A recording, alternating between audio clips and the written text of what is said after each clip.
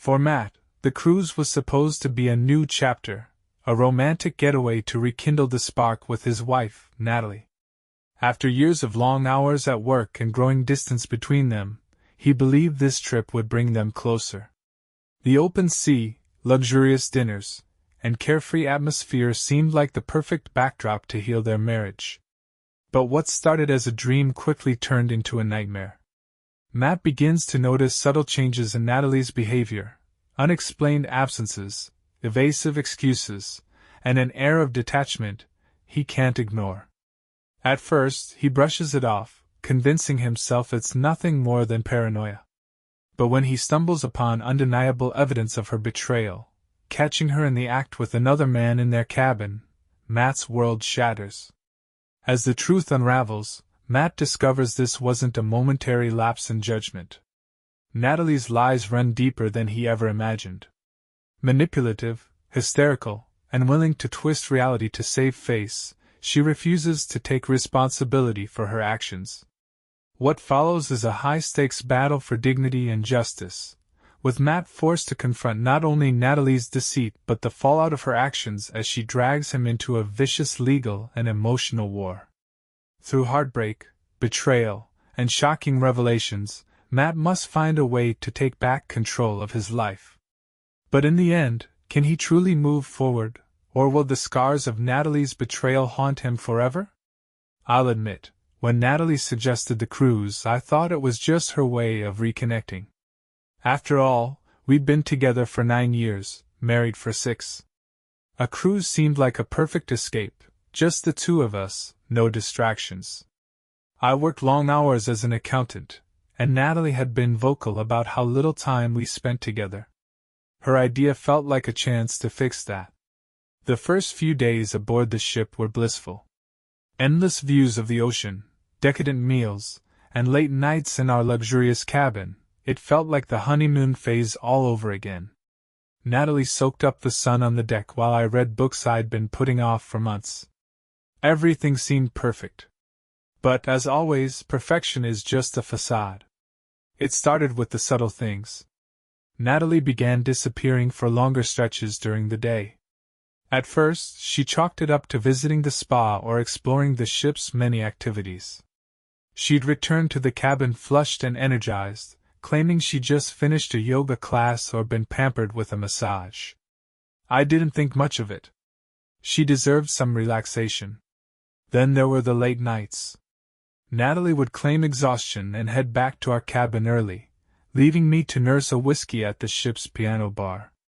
Sometimes, I'd catch her chatting animatedly with other passengers, men mostly. She'd laugh at their jokes, twirling her hair in that way she always did when she wanted attention.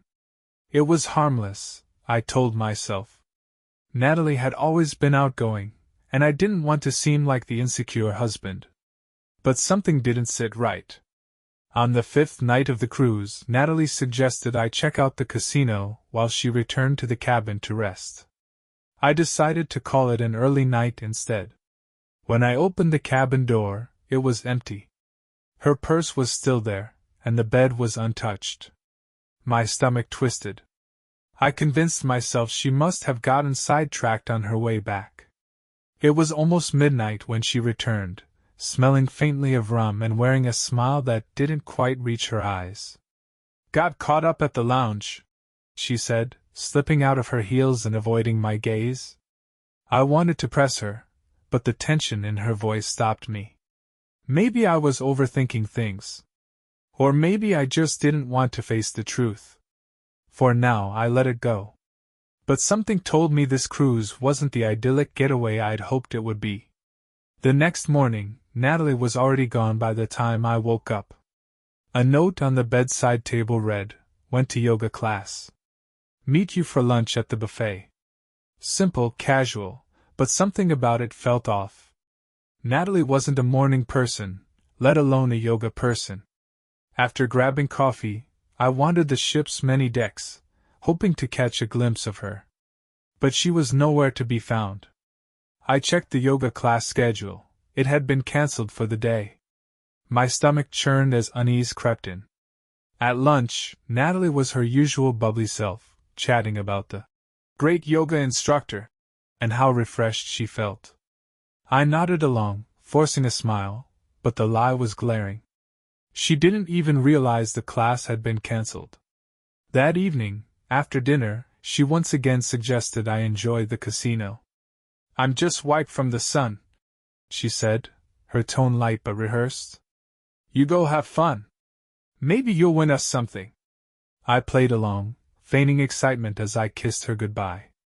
Instead of heading to the casino, I lingered in a quiet corner near our cabin, partially hidden by a decorative plant. I waited. Minutes turned into an hour, and just when I was starting to second-guess myself, I saw her. Natalie appeared at the end of the hallway, dressed to kill in a slinky black dress, her heels clicking against the floor. She didn't notice me as she strode purposefully past our cabin and disappeared into another room a few doors down. Room 325. My chest tightened as I stood frozen, the pieces of the puzzle slowly falling into place. I wasn't sure what I'd expected. Maybe she'd been meeting friends, or she'd genuinely been tired, but now I had my answer. I didn't follow her. Not yet. Instead, I went back to our cabin, my mind racing. Who was in that room? How long had this been going on? Was it someone she met on the cruise, or had this started before we even boarded? My thoughts spiraled until I couldn't sit still anymore. An hour passed, then two. When she still hadn't returned, I decided I couldn't wait any longer. My heart pounded as I made my way to room 325. The hallway was eerily quiet. I hesitated outside the door, torn between rage and dread. Then I heard it, muffled voices and soft laughter, followed by a sound I couldn't mistake, a moan. My stomach dropped. I didn't think, I just acted. My hand gripped the handle, and I pushed the door open. What I saw would be seared into my memory forever. Natalie was tangled in the sheets with a man I didn't recognize, both of them stark naked and too engrossed in each other to notice me at first. Her head snapped toward the door, her eyes wide with shock. "Matt!" she shrieked, scrambling to cover herself. The man fumbled for the sheet, cursing under his breath. I stared at them, my fists clenched, every nerve in my body on fire. "What the hell is this, Natalie?" I growled, my voice low but shaking with barely contained fury. She stammered, her face reddening. "I can explain, this isn't what it looks like." "Don't you dare insult me with that crap," I barked, cutting her off. "How long, Natalie? How long have you been sneaking around behind my back?" The man, clearly panicked, muttered something about leaving, but I blocked his path. "Oh no, you're not going anywhere. You're going to stand right here and explain to me why the hell you're in bed with my wife." Natalie's composure crumbled, her voice rising hysterically. "I didn't plan for this to happen. You've been so distant, Matt. I felt unloved. This is your fault too." Her words hit like a slap, but I refused to let her shift the blame. "Don't you dare make this about me," I snarled. "You're the one screwing someone else, not me." The man tried to slink past me, mumbling apologies, but I stepped aside, glaring daggers at him as he fled the room. Natalie burst into tears, sobbing theatrically. "Matt, please. I can fix this. I love you." "Love me?" I scoffed, my voice cold. "You don't do this to someone you love." I turned on my heel and stormed out, slamming the door behind me. Back in our cabin, I grabbed my phone and opened a web browser. I didn't know what would come next, but one thing was certain: the cruise was over, and so was my marriage. I barely slept that night. Natalie never came back to our cabin. I imagined her alone in room 325, crying or fuming, maybe even running back to her lover's arms. I didn't care. My decision was made. When I woke up, the realization hit me like a freight train. I was done with Natalie. No counseling, no forgiveness, no fresh start. She had torched our life together, and there was no coming back from it. I spent the morning at the ship's cafe, nursing a black coffee and Googling divorce lawyers back home. The Wi-Fi was spotty, but I managed to make a few notes and save contact info. It felt surreal, planning the end of a marriage while surrounded by honeymooners and retirees enjoying their vacations. Around noon, Natalie finally found me. She looked like hell. Her makeup was smeared, her hair a mess, and she was wearing the same dress from the night before. I couldn't decide if her disheveled appearance made me feel better or worse. "Matt," she said softly, sitting across from me without waiting for an invitation. Her voice was shaky, her eyes red from crying. "Can we talk?" I set my coffee down, staring at her with a mix of anger and disgust. "Talk? About what, Natalie? How you've been screwing someone else on what was supposed to be our romantic getaway?" She flinched, tears welling in her eyes. "Please, just let me explain." "Explain what? That you're a liar and a cheater? I think I got the picture pretty clearly last night."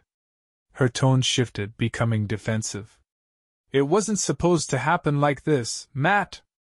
I wasn't happy, and you didn't notice. I tried to tell you." "You tried to tell me?" I interrupted, my voice rising. "And when that didn't work, you decided to solve it by spreading your legs for some random guy?" Heads were starting to turn, passengers glancing curiously in our direction. Natalie leaned in, lowering her voice. "Keep your voice down," she hissed. "You're making a scene." "Oh, I'm making a scene?" I said, standing up and grabbing my phone from the table. "You're lucky I don't tell the whole damned ship what you've been up to." She reached out, grabbing my wrist. "Matt, please. I made a mistake. I know I screwed up, but I don't want to lose you. We can work through this." I yanked my arm free, glaring at her. "Lose me? Natalie, you lost me the moment you crawled into his bed. I'm filing for divorce the second we get off this ship." Her face crumpled, and she started crying again. "Don't do this, Matt. Don't throw everything away over one mistake." I shook my head, feeling a mix of anger and exhaustion. "You threw it all away, Natalie. Not me." I turned and walked away, leaving her sobbing at the table. I didn't feel triumphant or vindicated, just empty. The rest of the day passed in a haze. I avoided the cabin, the deck, and any place where I might run into Natalie. Instead, I roamed the ship, pretending to enjoy the amenities. I even considered leaving the cruise early at the next port, but the logistics seemed impossible. Around dinner time, my phone buzzed with a message from Natalie. "Matt, can we please talk tonight? I'll come to the cabin later. Please don't shut me out completely." I ignored it. Later that evening, I returned to the cabin, hoping to grab a few things and leave before Natalie showed up. But when I opened the door, there she was, sitting on the bed, her suitcase half-packed. Her eyes were puffy, and her hands were trembling. "I'm leaving," she said quietly. "I'm moving to another cabin for the rest of the trip." "Good," I said curtly, stepping past her to grab my wallet and passport from the nightstand. "But before I go, I need to say this." Her voice cracked, but she pressed on.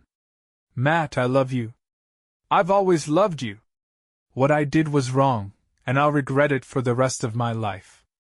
But I don't want this to end us." I froze, staring at her. "Natalie, do you even hear yourself? You don't cheat on someone you love. You don't lie to their face, over and over, while sneaking around with someone else. That's not love. It's not that simple," she argued, her voice rising. "You've been so distant, so wrapped up in work. I felt invisible, Matt.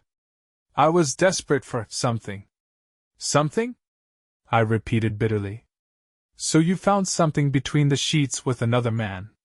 She started crying again, and for the first time, I didn't feel a shred of sympathy.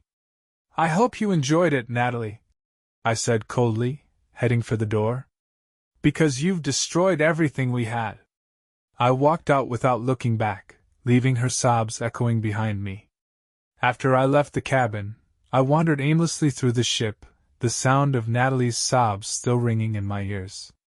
Part of me felt a pang of guilt for how harsh I'd been, but then I reminded myself who the real villain was. Her crocodile tears couldn't erase the betrayal I'd seen with my own eyes. I found myself in the lounge, where the bar was dimly lit and relatively quiet. I ordered a whiskey neat and sank into a plush armchair, staring out at the endless expanse of ocean. As I sat there, replaying the scene in room 325, I became painfully aware of a new emotion bubbling beneath the surface: humiliation. How many people on this ship knew about Natalie's little escapade? Were there whispers behind my back? Had anyone seen me storm into that room like an idiot? I clenched my jaw, gripping the glass tighter. The shame was suffocating. The next morning, I received an unwelcome surprise. I was sitting in the dining room with my second cup of coffee when a man slid into the seat across from me. At first, I didn't recognize him, but then it clicked. It was the guy from last night. Natalie's lover. He looked nervous, his eyes darting around as if someone might overhear us. "Hey man, I'm sorry about everything. I didn't know she was married." My blood boiled at his audacity. "You didn't know?" I hissed. "What, did she hide her wedding ring while you were screwing her?" He flinched, rubbing the back of his neck. "Look, I get it, okay? You're pissed, and you have every right to be. But she told me she was unhappy. Said you guys were basically done?" "Bullshit," I snapped. "You don't get to play the victim here. You knew exactly what you were doing." His face hardened. "Maybe. But if she was happy with you, she wouldn't have come to me." I stood abruptly, my chair scraping against the floor. "If I ever see your face again, I swear to God." All right, he said quickly, holding up his hands. "I just wanted to clear the air. I'm moving to a different part of the ship. You won't have to deal with me again." I didn't bother responding. I stormed out, furious that he had the nerve to approach me. Back in the cabin, I found a note from Natalie on the bed. It was hastily scribbled on the back of a cocktail napkin. "Matt, please don't make this uglier than it has to be. Let's talk like adults. Meet me at the observation deck at sunset. Natalie." I crumpled the note and tossed it into the trash. She didn't get to dictate the terms of this conversation, or any conversation, for that matter. By late afternoon, I'd made up my mind to take control of the situation. I headed to the ship's concierge desk and inquired about options for disembarking at the next port. The receptionist explained that the cruise wouldn't dock until the following evening, but I could make arrangements for a transfer flight back home once we reached shore. It wasn't ideal, but it was a step toward freedom. As I walked away, I spotted Natalie on the deck below, leaning against the railing and talking animatedly to a woman I didn't recognize. Her laughter carried up to me, grating against my nerves. How could she act so carefree after everything that had happened? I wasn't sure if it was anger, spite, or some twisted need for closure, but I decided to meet her at sunset.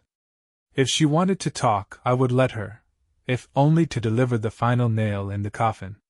When I arrived at the observation deck, the sky was painted in hues of orange and pink. Natalie was already there, her arms crossed as she stared out at the horizon. She turned when she heard my footsteps, her expression a mix of hope and dread. "Thank you for coming," she said softly. I leaned against the railing, keeping my distance. "Say whatever you need to say, Natalie. This is the last time we're having this conversation." She winced but nodded. "Matt, I'm sorry. I know you don't believe me, but I really am. What I did was wrong, and I take full responsibility.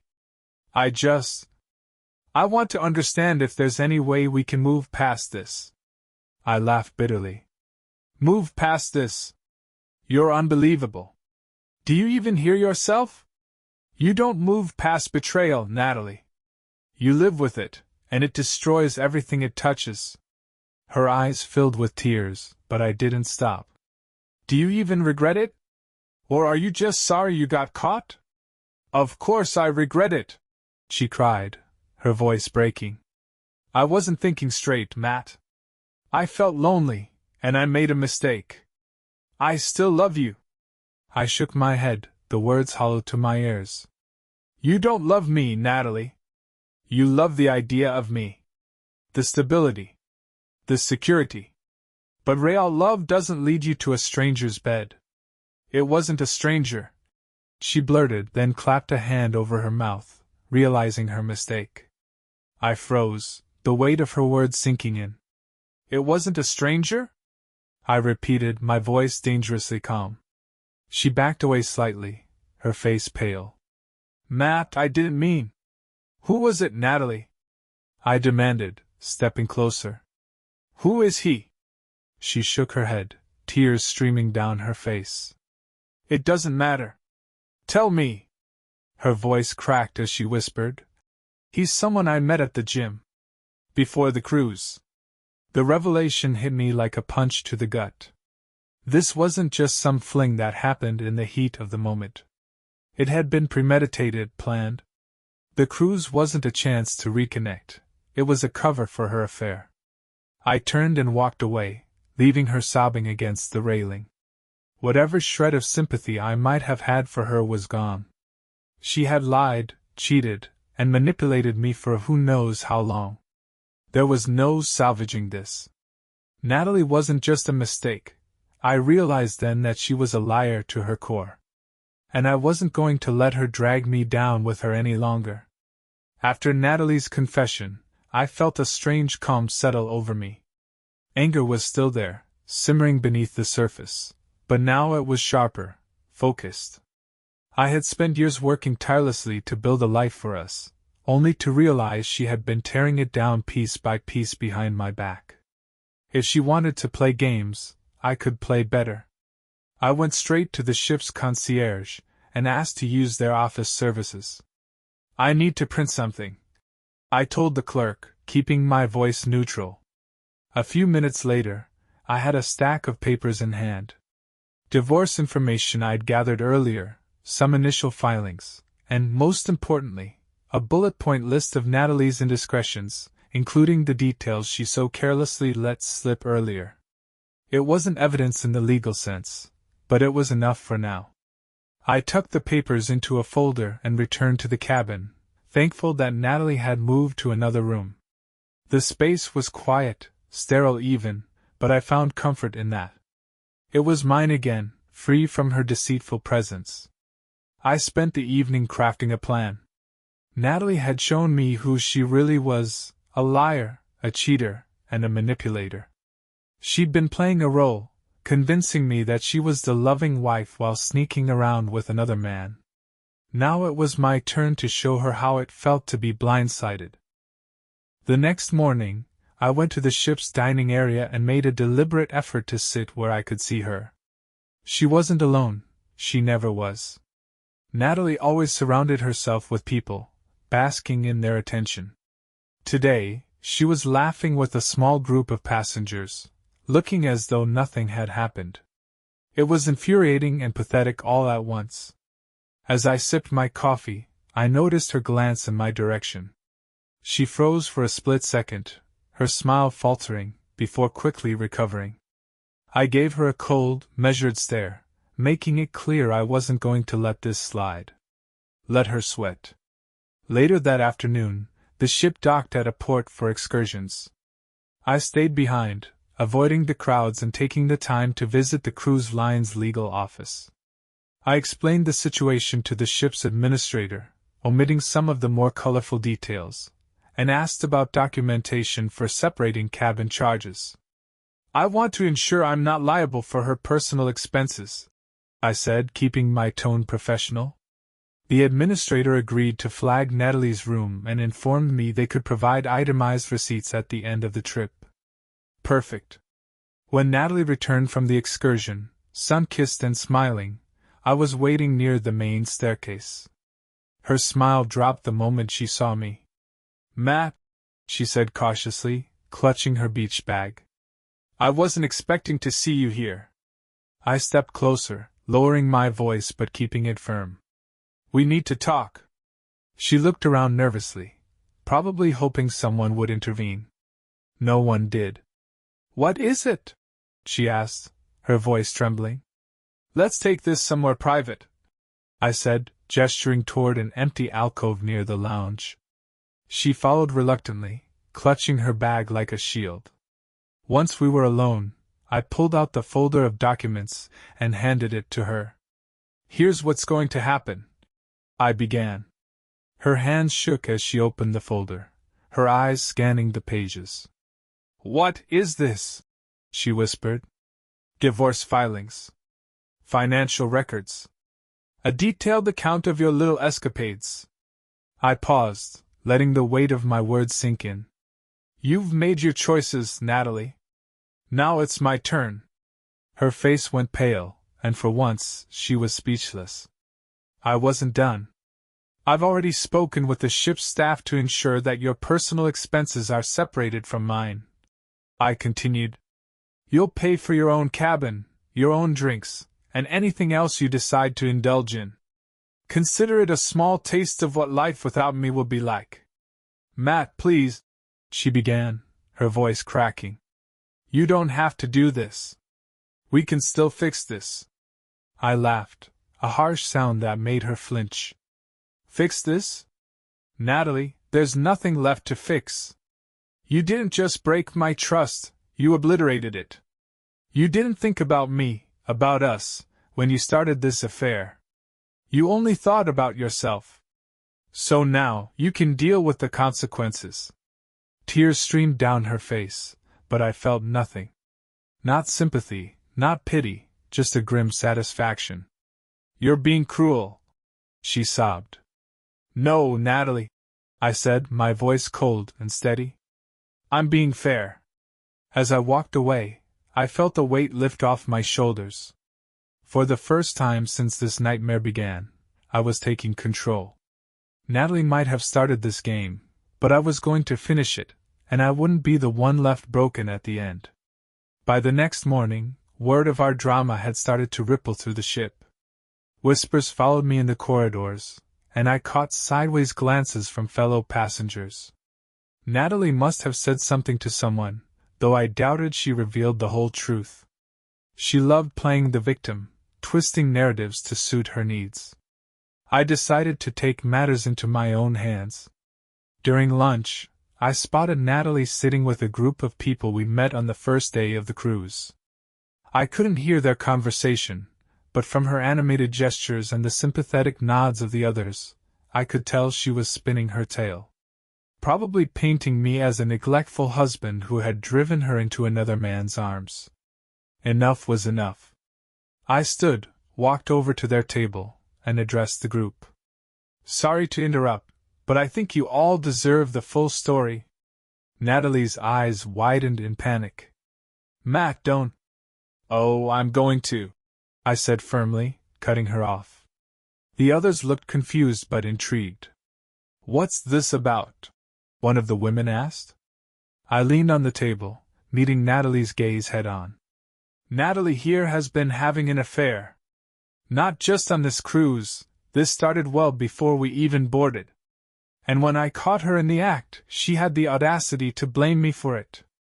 The group fell silent, their eyes darting between us. Natalie's face turned crimson, and her composure cracked. Matt, please, this is private.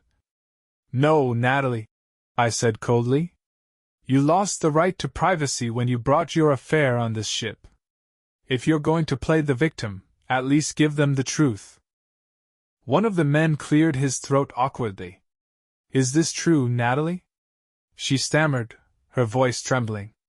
It's complicated. I laughed bitterly. It's not complicated. She cheated. End of story. Natalie's tears started again, but I refused to back down. Enjoy your lunch, I said to the group before walking away. Behind me, I could hear their murmured questions and Natalie's flustered attempts to explain herself.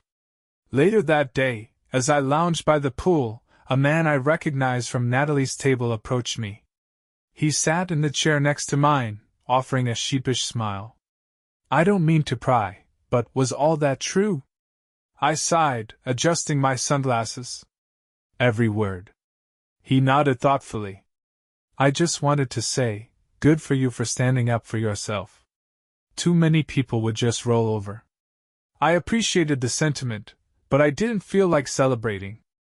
Thanks, I said, offering a small smile. He hesitated before standing. If you need anything, even just someone to vent to, let me know. Appreciate it, I replied.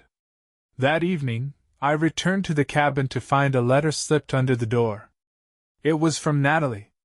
Matt, I know I've lost you, and I know I deserve your anger. But please don't ruin me. I made a mistake, and I'm paying for it. Can we at least try to part on good terms? I crumpled the letter and tossed it into the trash without a second thought. Good terms? After everything she'd done? She had no right to ask for that. This wasn't just about her betrayal, it was about reclaiming my dignity. I wasn't going to let her walk away from this unscathed. The final days of the cruise passed in a blur. I kept my distance from Natalie, spending my time by the pool, in the gym, or at the bar. I even made a few friends, people who seemed to admire the way I'd handled the situation. Natalie, on the other hand, had become a pariah. Her social circle had dwindled, and I often saw her sitting alone, looking forlorn. Part of me felt a flicker of satisfaction, but it was quickly drowned out by the realization that this was just the beginning. The real fallout would come when we returned home. And I was ready. When the cruise ended, I felt an odd sense of relief as I stepped off the ship. The open sea had become a prison, with Natalie's betrayal haunting every corner. Now that we were back on solid ground, it was time to turn my focus to the real battle ahead, the divorce. Natalie was strangely quiet during the disembarkation process, trailing behind me like a scolded child. I didn't offer her any comfort or conversation. Whatever sympathy I'd once felt had evaporated. My mind was already on the next steps. I drove us home in tense silence. The radio played softly, but neither of us spoke. Every mile felt like a countdown to an explosion. As soon as we pulled into the driveway, Natalie broke the silence. Matt, she said hesitantly, her voice small. I don't want to fight anymore. Can we just talk about this? Please? I shut off the engine and turned to face her. Talk about what, Natalie? You want to apologize again? Beg for another chance? It's not happening. Her lips trembled, and I could see the tears welling up again. I know I can't undo what I've done, but can't we at least find a way to move forward? I still love you, Matt. I laughed bitterly. You don't love me. You love the security I gave you, the life I built for us. If you really loved me, you wouldn't have destroyed it all for some cheap thrill. She flinched, and for a moment I thought she might lash out. But instead, she nodded, defeated. If that's how you feel, then I'll pack some things and go stay with my sister. Fine, I said curtly. The sooner, the better. True to her word, Natalie packed a suitcase and left that evening. Watching her drive away, I felt a strange mix of emotions, anger, sadness, relief, but no regret. This was the path she had chosen, not me. With the house to myself, I poured a drink and sat at the kitchen table, staring at the divorce papers I'd printed on the ship. There was a lot to do, but for the first time in days, I felt like I had a clear head. Over the next week, I met with a divorce attorney, gathering everything I needed to start the process. I'd already begun separating our finances, ensuring Natalie couldn't access anything she wasn't entitled to. My lawyer, Susan, was sharp and relentless, a perfect fit for the fight ahead. We'll file on grounds of infidelity, she explained during our second meeting. Given the evidence, this should work heavily in your favor when it comes to asset division. Good, I said firmly. I don't want her walking away with a penny more than she deserves. Susan nodded, her pen gliding across a legal pad. I'll also recommend filing for an at-fault divorce. It's messy, but it sends a strong message. Are you prepared for that? Absolutely, I replied. Meanwhile, Natalie began to reach out more frequently, bombarding me with texts and voicemails. At first, she tried to reason with me. Matt, can't we just sit down and talk this through like adults? When that didn't work, she shifted to guilt. I know I made a mistake, but do you really want to throw away everything we've built? Finally, her messages turned desperate. You're being so cruel, Matt. Please, can't we find a way to fix this? I ignored every single one. The final straw came when I received a message from Natalie's sister, Emily. Matt, I know you're angry, but Natalie's a wreck. She made a mistake, and she knows that. Don't you think she deserves a second chance? I nearly threw my phone across the room. Was she rallying her family against me now? Instead of replying, I forwarded the message to Susan. Her response was swift and direct. Do not engage. Let me handle everything. A week later, Natalie escalated things. She showed up at the house unannounced, pounding on the door until I opened it. What the hell do you want? I demanded, my patience already worn thin. I need to talk to you, she said, her voice trembling. This has gone too far, Matt. I can't live like this anymore. Neither can I snapped. That's why I'm divorcing you. Tears streamed down her face, but I felt nothing. You don't have to do this, she pleaded. I'll do whatever it takes to make it right. You can't make it right, I said coldly. And I don't trust you anymore. Now get off my property before I call the police. Her face crumpled, but she didn't argue. She turned and walked away, her sobs echoing down the driveway. That night, as I sat alone in the house that had once been our home, I felt a sense of finality settle over me. Natalie had shown me who she really was, and there was no going back. The divorce papers were ready. It was time to end this chapter of my life for good.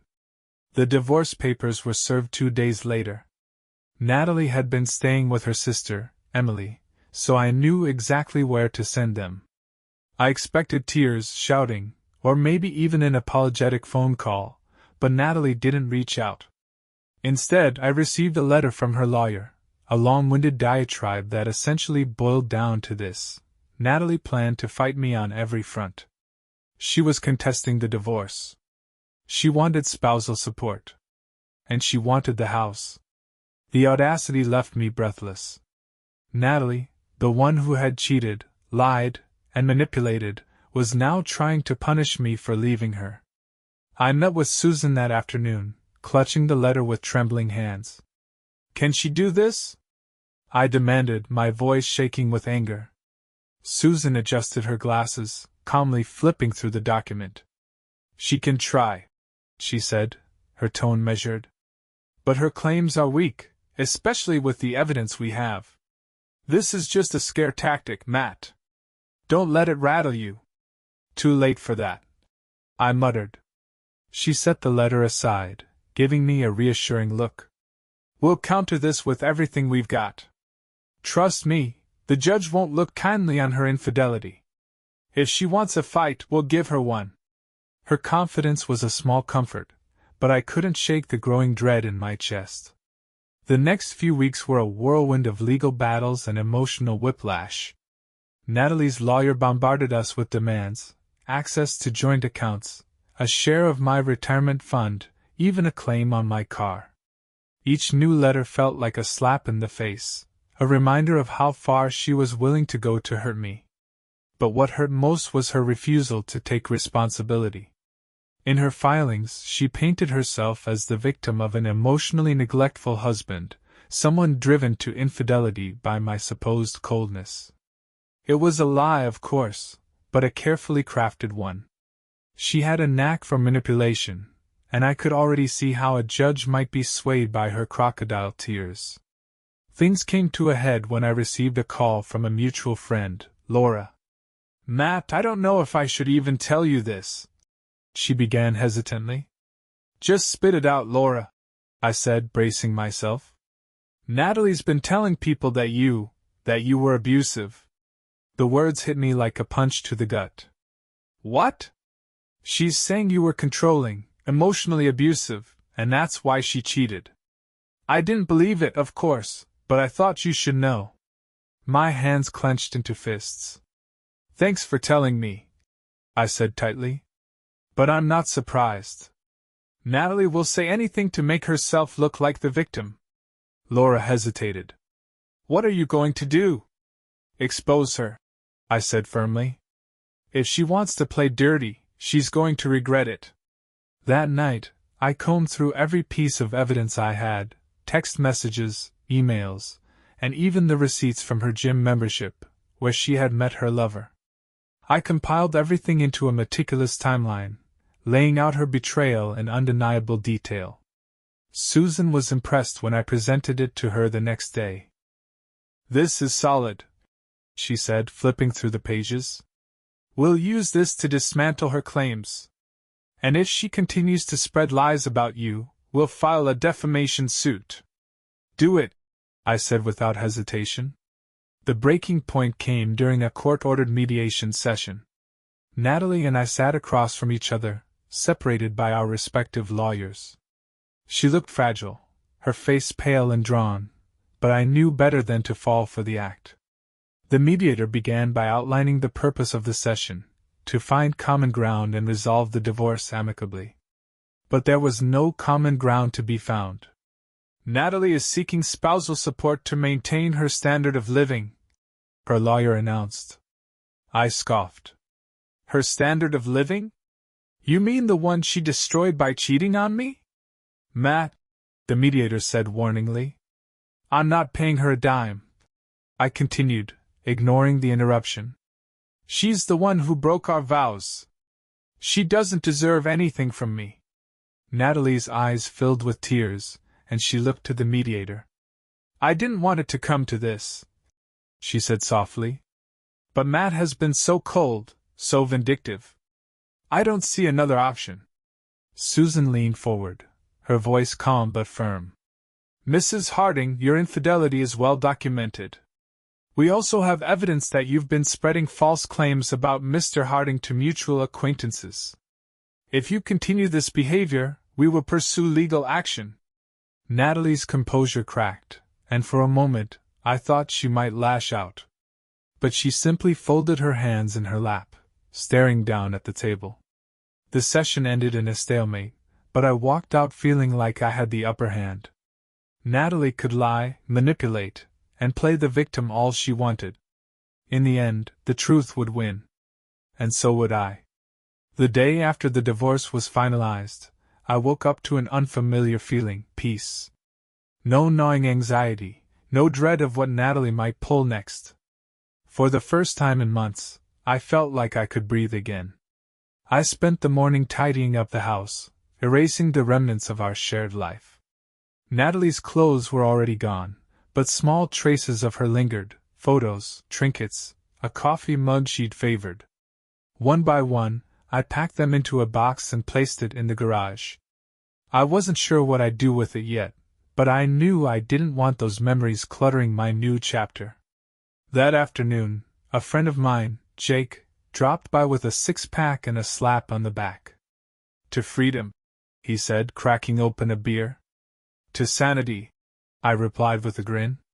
Jake had been one of the few people who'd stood by me throughout the ordeal. While others wavered or took Natalie's side, Jake had been unwavering in his support. You seem lighter, he observed, leaning back in his chair. I am, I admitted. I don't know what the future holds, but it can't be worse than what I've just been through. Jake chuckled. Damn right. You're free of that mess, and you've got your life back. Take it one day at a time. The next few weeks were a blur of self-discovery. I threw myself into work, went to the gym more regularly, and even picked up an old hobby, photography. For the first time in years, I felt like I was living for myself, not for someone else. Natalie sent a few texts during this time, apologies, pleas for forgiveness, but I didn't respond. She no longer had a place in my life, and I was determined to keep it that way. One evening, I found myself at a local coffee shop, camera in hand, snapping pictures of the golden sunset through the windows. A woman seated nearby noticed my focus and struck up a conversation. "That's a beautiful shot," she said, gesturing toward the camera. I turned to her, surprised by her warm smile. "Thanks. It's a hobby I'm getting back into." We chatted for a while, and I learned her name was Rachel. She was an artist, passionate about her work and refreshingly genuine. There was no pretense, no games, just honest conversation. When I finally left the coffee shop, I felt something I hadn't in a long time: hope. The scars from Natalie's betrayal would always be there, a reminder of the lessons I'd learned the hard way. But they didn't define me. I had a second chance, and I wasn't going to waste it. As I stood in the quiet of my living room that night, staring at the blank walls and the possibilities they represented, I felt a quiet resolve settle over me. The worst was behind me. The future was mine to create. And this time, I'd do it on my terms.